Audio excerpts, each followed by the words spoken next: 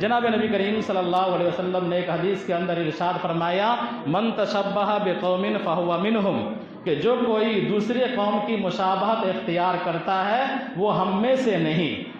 اور اسلام کی خوبی یہ ہے من حسن اسلام المرء ترکہ ما لا یعنی ہے، کہ اسلام کی بڑی خوبی یہ ہے کہ انسان لا یعنی باتوں کو چھوڑ دے۔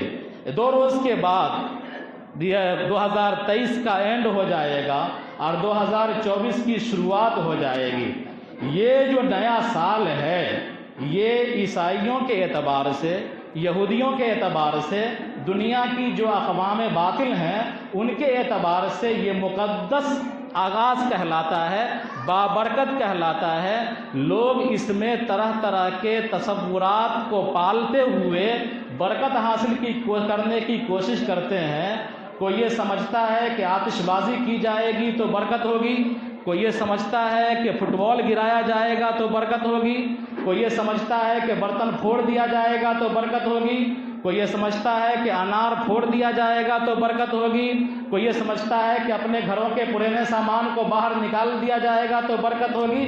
الغرض عیسائیوں نے بڑی چالاکی سے اپنے پیغمبر کی طرف منسوب کرتے ہوئے 25 دسمبر سے جو جشن کا آغاز کرتے ہیں وہ نئے سال تک وہ جشن رہتا ہے، اور نئے سال کی رات میں وہ جشن شباب پر ہوتا ہے۔ بدقسمتی ہے ہماری کہ ہم نے ان کے اس تہوار کو اپنی تہذیب کا حصہ بنا لیا ہے، اپنے کلچر کا حصہ بنا لیا ہے۔